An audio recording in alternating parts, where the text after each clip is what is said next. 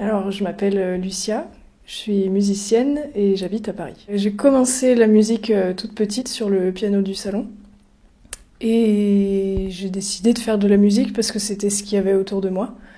Donc ma mère jouait du piano, mon père jouait de la guitare et donc j'ai pris un peu des deux. J'ai pris le piano de ma mère et la guitare de mon père. Ibrahim, où vas-tu? Où es-tu?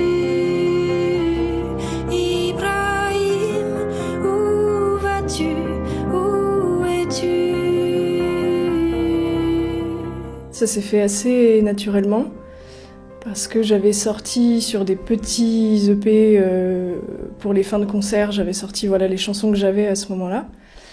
Et en fait, après le confinement, avec deux amis, on avait envie de faire de la musique et on s'est dit on part une semaine, on s'enferme dans une maison et on monte un studio là-bas et on enregistre les chansons que tu as là maintenant. Et en fait, c'est ces 7 chansons-là qui sont sorties sur l'EP.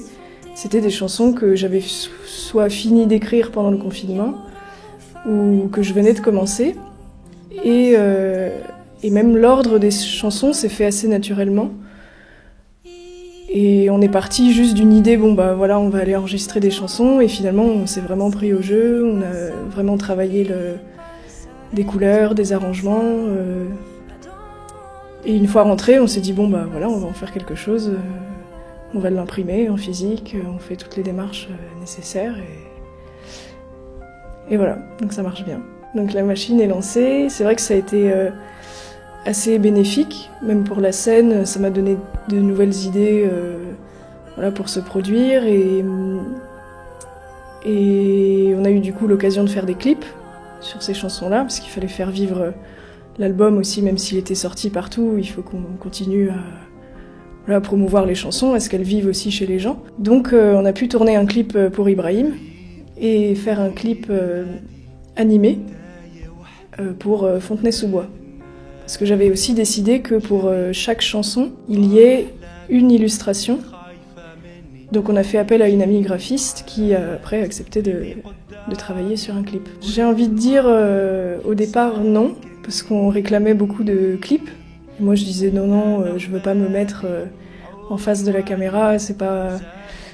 Bon, comme tout le monde, je pense qu'il commence à faire des clips, mais je disais moi je dis ce que je dis déjà dans les chansons. Mais finalement, c'est vrai que c'était une bonne chose d'avoir ces images-là qui correspondent aux chansons pour moi, parce que il y a des sens cachés, pour la chanson Claire, c'est un scarabée, mais on sait pas pourquoi, si on nous connaît pas vraiment, on sait pas pourquoi. Sur Fontenay-sous-Bois, c'est un cheval à bascule, et c'est des trucs que j'ai suggérés quand on a fait le graphisme, mais c'est vrai que ça nous emmène, comme tu dis, dans une direction tout en laissant à chacun la liberté d'imaginer finalement ce qu'il veut pour la chanson, quoi. En fait, au début, quand j'écrivais des chansons, je voulais faire des chansons qui plaisent à tout le monde. Et puis, ça marchait pas, parce que j'étais bloquée et c'était pas finalement ce que je voulais, mais je le savais pas encore. Et donc, il y a un jour où je me suis dit, j'ai qu'à écrire sur vraiment ce qui me touche, et ça a commencé par Ibrahim. C'était une sortie scolaire en classe d'espagnol, où on nous a emmené voir un film qui s'appelle Fronteras, qui raconte l'histoire d'Ibrahim et de Rafa, donc les deux personnages de la chanson. Et c'est en sortant du cinéma que je me suis dit, il faut que je fasse quelque chose avec cette histoire, avec cette émotion, avec ce que j'ai ressenti, et donc j'ai mis ça après sur le papier. Et après, au fur et à mesure du processus, on va dire, de composition, je m'approprie l'histoire aussi, je la modifie, je la romance peut-être un peu, et pour finalement faire un tout, une ambiance globale autour d'une histoire. Ouais.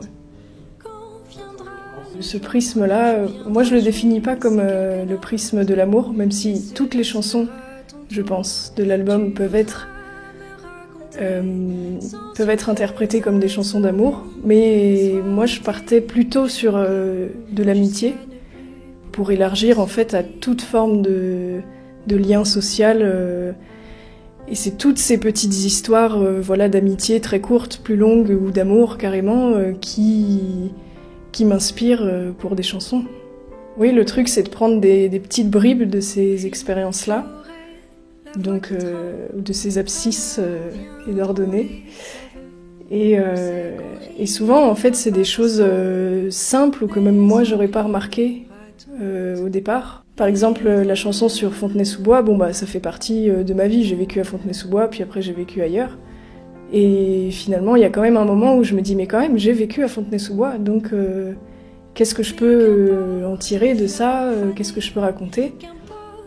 Et il y a des choses très très personnelles qui finalement parlent à tout le monde et chacun peut avoir son Fontenay-sous-Bois comme chacun a son Ibrahim, j'imagine, quelque part. Et bah, c'est que le début d'un long voyage, on va dire.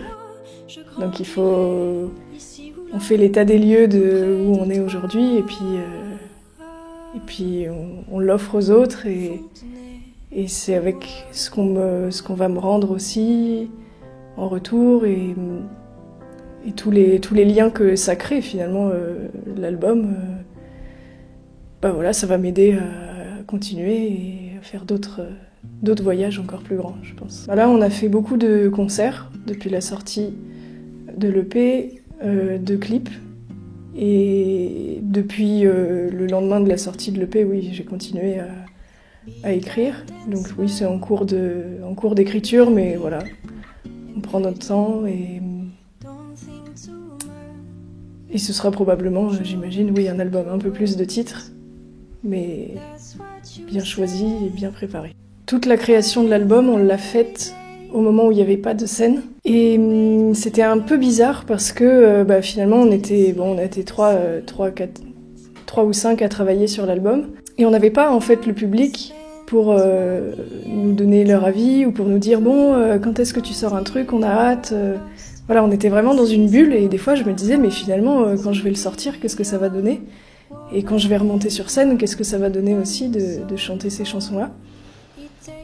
Et on va dire qu'avant, en fait, j'enregistrais les chansons que j'avais écrites pour pouvoir les chanter sur scène. Parce que j'ai plutôt commencé par chanter sur scène, dans des bars, sur des marchés quand j'étais plus jeune. Donc je voulais écrire des chansons pour qu'elles soient faisables juste avec la guitare, avec ma voix. Et donc j'avais des chansons guitare-voix. Et c'est vraiment en se posant pendant une semaine à trois musiciens où on s'est dit de toute façon, comme c'est moi qui les écris et qui les compose, je les fais soit guitare-voix, soit piano-voix. Donc elles sont toujours faisables sur scène très facilement, on va dire. Mais pour un enregistrement, on peut se permettre de colorer encore plus ces chansons avec des sonorités qui me ressemblent et qui ne font qu'apporter quelque chose à cet univers-là. Ça vient assez spontanément et c'est vrai que j'ai un peu toujours bataillé pour qu'il y ait que des instruments acoustiques dans un premier temps. Donc dans les chansons, il y a piano, guitare, voix, à la limite guitare électrique. Mais c'était pour un premier et encore une fois c'était l'héritage, on va dire, de la scène. C'est que je me disais, si je veux les chanter sur scène, il faut qu'il y ait un piano, il faut qu'il y ait de vrais instruments. Donc je voulais que ce que les gens écoutent, ce que les gens achètent à la fin de mon concert, ressemble à ce qu'ils venaient d'entendre. Avec un petit plus, parce que évidemment, on peut recommencer un enregistrement, mais on a même essayé pour que ça me ressemble le plus possible. Quand on a enregistré l'album, au niveau du matériel et de l'organisation, on s'est arrangé pour que les prises soient guitare-voix, comme je suis d'habitude en fait. On n'a pas fait guitare et puis 2 jours plus tard on a chanté la voix. On a fait vraiment guitare-voix et derrière, s'il fallait rajouter un peu de piano ou les chœurs, tout ça, on l'a fait après en dernier, on va dire.